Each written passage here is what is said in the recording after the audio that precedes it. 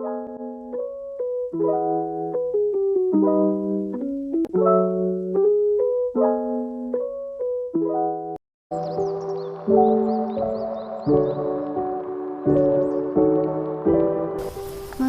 bukanlah satu-satunya makhluk yang hidup di muka bumi ini. Ada banyak makhluk hidup yang tumbuh dan berkembang berdampingan dengan manusia. Sebagai sesama makhluk hidup yang menempati bumi, antara makhluk hidup pasti terjadi interaksi. Dalam suatu ekosistem terdapat interaksi antara makhluk hidup yang menghasilkan aliran energi dan siklus materi. Setiap makhluk hidup membutuhkan energi dan nutrisi dalam kurung makanan berbeda bergantung pada kondisi dan tempat. Makhluk hidup juga memerlukan tanah, udara, dan matahari untuk mendukung kehidupannya. Sebagai contoh, manusia memerlukan tumbuhan dan hewan. Begitu pula sebaliknya, interaksi makhluk hidup bisa juga dibagi ke dalam persaingan atau saling berdampingan. Makhluk hidup juga dapat saling memaksa satu sama lain. Hubungan makan dan dimakan itulah yang disebut rantai makanan.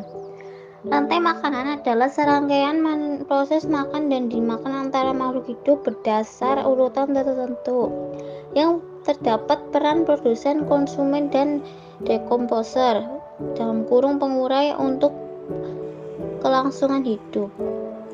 Dengan adanya proses rantai makanan sendiri, makhluk hidup dapat bertumbuh dan bertahan hidup.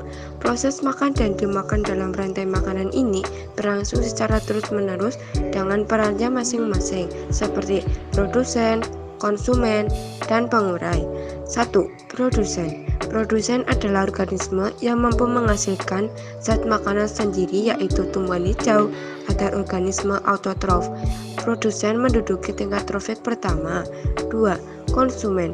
Konsumen yaitu makhluk hidup yang bergantung pada makhluk lain karena dia tidak bisa memproduksi makanan sendiri seperti produsen. Maka dari itu, untuk menjaga kelangsungan hidupnya, konsumen bergantung pada organisme lainnya. Peran konsumen di dalam ekosistem biasanya adalah hewan-hewan herbivora yang sebagai besar memakan tumbuhan. Konsumen memiliki beberapa tingkatan, di antaranya konsumen 1, yaitu organisme yang menduduki tingkat trofik kedua disebut konsumen primer. Konsumen primer biasanya diduduki oleh hewan herbivora. Konsumen 2, yaitu organisme yang menduduki tingkat trofik ketiga disebut konsumen sekunder, diduduki oleh hewan pemakan daging atau karnivora, dan seterusnya. Konsumen 3, yaitu organisme yang menduduki tingkat trofik keempat disebut konsumen tersier. Konsumen ini merupakan pemakan konsumen kedua, dan seterusnya hingga konsumen yang terakhir yang disebut dengan konsumen puncak. Biasanya, konsumen puncak merupakan hewan yang tidak bisa dimakan oleh hewan lainnya. 3. Dekomposer atau pengurai.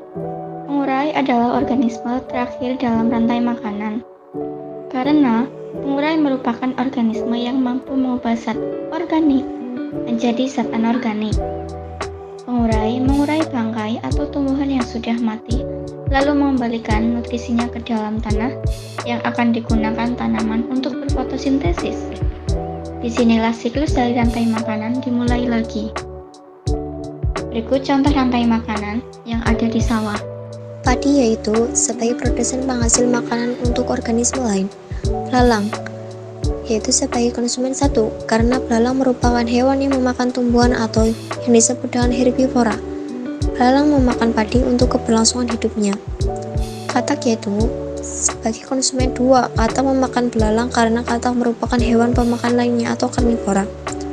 Ular yaitu sebagai konsumen 3, karena ular merupakan pemakan hewan lainnya atau karnivora, dan ular memakan katak sebagai sumber energinya.